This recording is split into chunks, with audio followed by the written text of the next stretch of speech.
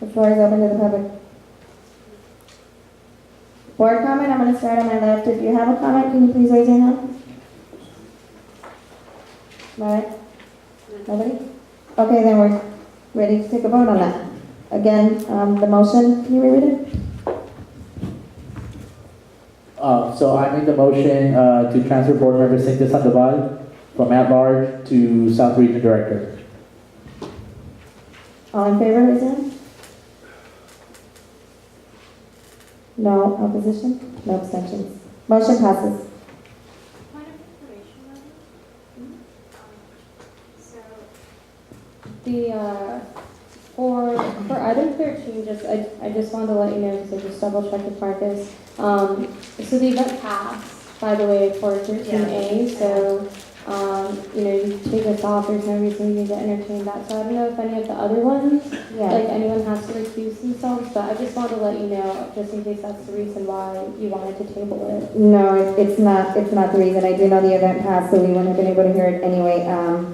The one that's still good, so to speak, is, would have Gama recusing himself, so we lose quorum.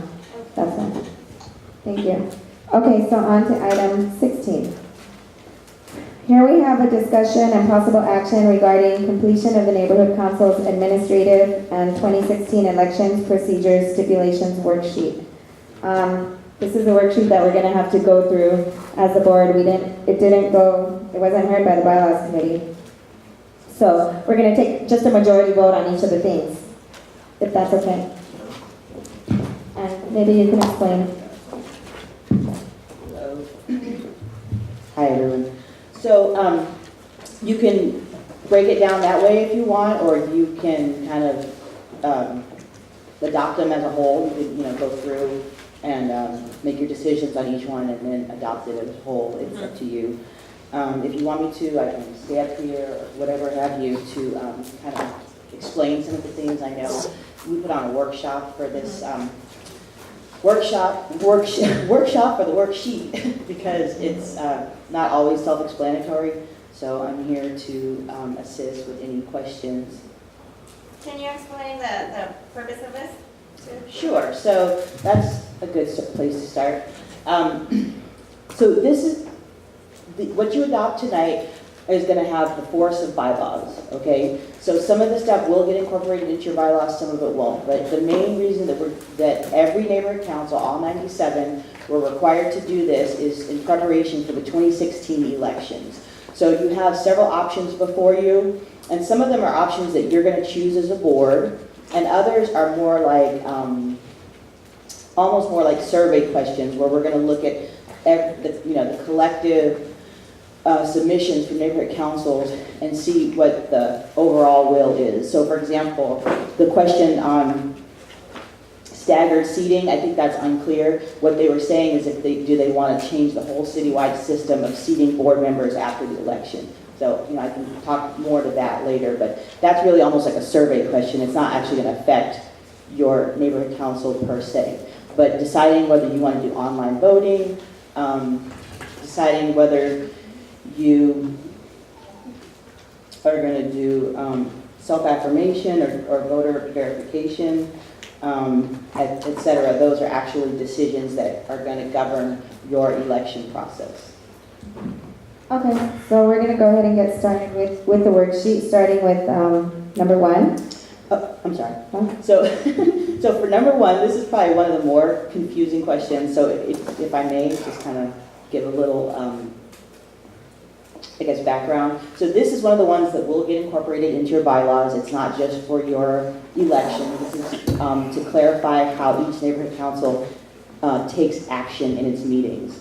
So you have 4 choices in front of you, and so simple majority vote by the board. Number 1 and 3, the main distinction between those is that they include abstentions count as a yes vote. So that's more similar to how the city council takes action.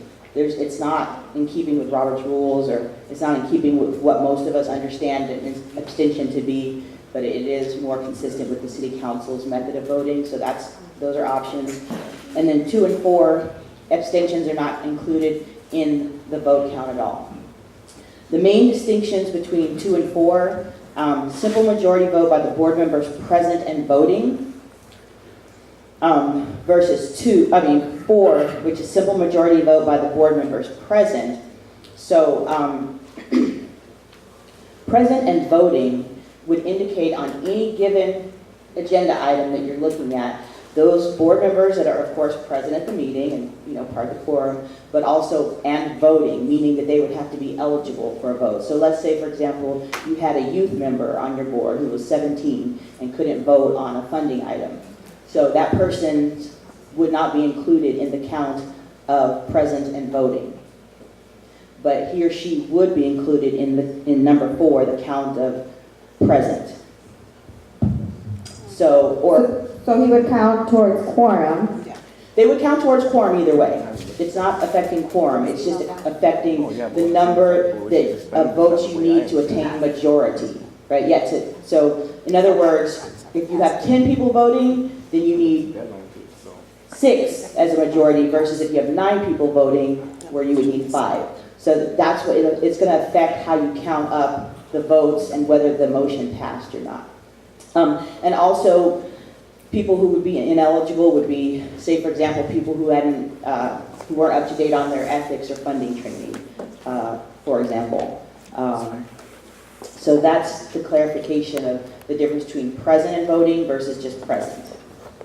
Okay, and just to clear it for everybody, when you say including abstentions, which acts as a yes, so if somebody abstains, that's going to go to a yes.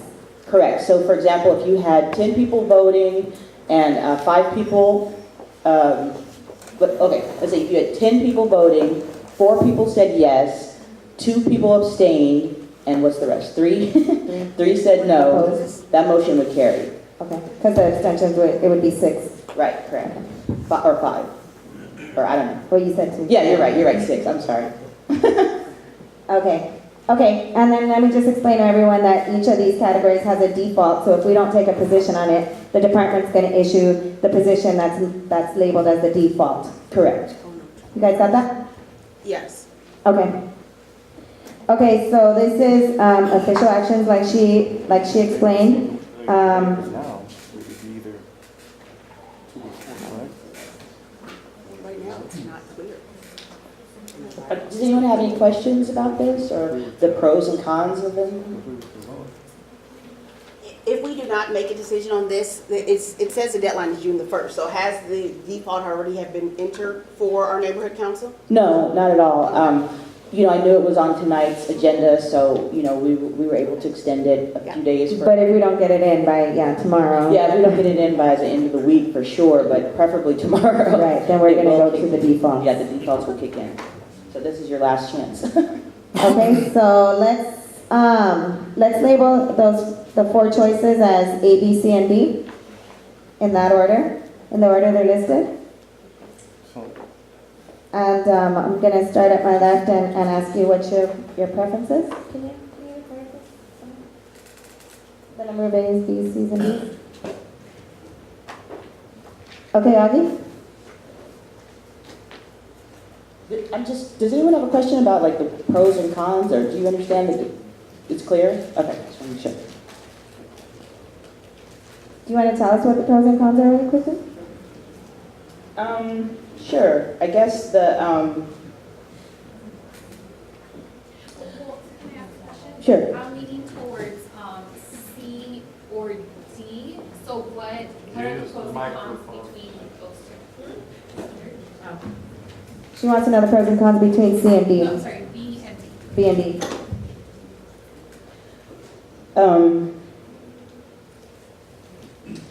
So I think so if people present and voting, if you count that, then that means that you have, so say you have 11 folks voting, and let's say for whatever reason, one of them is a minor, and 3 of them didn't do their funding training. So 4 people can't vote on that item. So then you would only need a majority of 7 to carry the motion, which would be 4. So that's the pro and the con. The pro is that the people who don't keep up with their eligibility won't necessarily hold the board back. But the con is that then you end up having potentially a much smaller number of folks making decisions on behalf of the board. So the idea is that if they're present and they count towards the vote count, even if they're not eligible to vote, that may be incentive for them to actually get their act together, because it actually could hold back the board from attaining a majority vote. Although if somebody was trying to be an obstructionist, they might intentionally not get their eligibility, right? Does that answer your question? Yeah. So basically it's how, if you want to, are you more focused on assuring that the board can act consistently no matter who has their act together? Or is it more important to have a consistent majority of the board representing the board's decisions? And that is basically the same for the other options. It's just whether, for the abstentions, basically people who abstain, they wouldn't be able to hold the board back. They would basically, I mean, yeah. And also I think the idea is that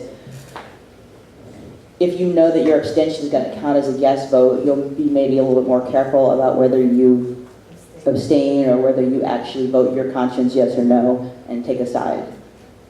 So. Does somebody want to start with a reason? So, Marlene, when we go and we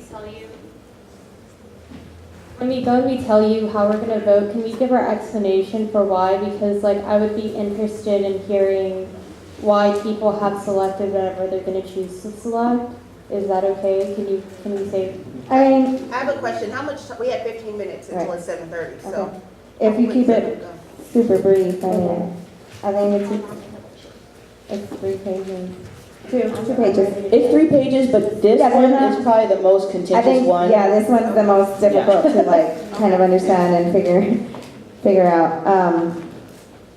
I think I'm leaning for.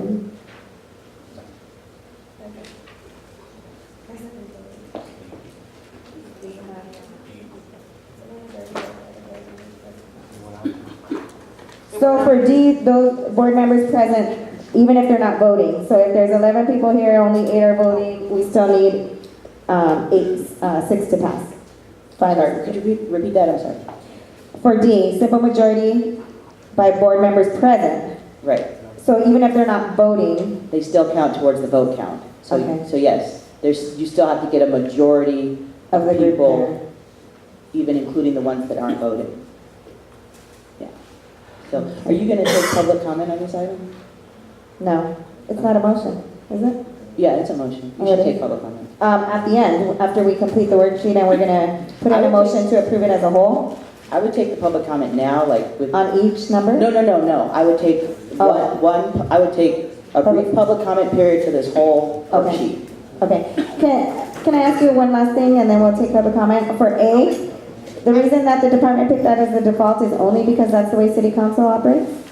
Girl, I have no idea. Okay, No, honestly, okay, I was just wondering what benefit they see in it. I don't really see a benefit. I mean, I I don't think either. theoretically, it's to get you guys to be more in sync with city council, but I Okay. don't really see the benefit of that since you're Right. not city council. Right, okay. Okay, I'm gonna go ahead and open a public comment. Is there anybody who has a public comment on this worksheet? Any of the numbers on it? Anthony, come to the microphone, please. Thank you. This is Anthony Manzano speaking for item 16, I believe. I don't have my agenda. It is proper that, of course, the public weigh in on this since no committee has had a chance to make a recommendation. And since we're actually reviewing this for the first time now, and no one even knows out here whether there's 1, 2, or 15 of those up there. So for us to make public comments supposedly on the whole worksheet, which no one's had a chance to review it on the public side, is a little disenfranchising for the stakeholders. So yes, take public comment, maybe each one, try to do it quickly. I understand that you guys are going to be maybe losing quorum possibly. My position is take a vote, but when it is your vote position is your vote yes, your vote no, and if you abstain, it doesn't count either yes or no, because you choose not to take a position. But you are counted as part of the quorum. You are counted as a seated board member because you are present, and you will be titled to your own individual position, which that's what you're titled to because we elected you for that. But to take an abstention and to count it as a yes vote doesn't seem as it's beneficial for the stakeholders, because if you really wanted a yes vote, that person should have said yes, plain and simple. So the most logical one, only for item A, which is on the board, or item number 1, it says Article 5, would be D, because you're counting all people present, you're not taking any additional abstentions and including them into the yes vote, nor to the no vote. So that would be my personal position, and I would hope that maybe more stakeholders weigh in on this, and also, more importantly than that, we have an opportunity to review the entire document. Thank you. Anybody else? Board? Okay, can we go ahead and start offering our choices? Ozzy?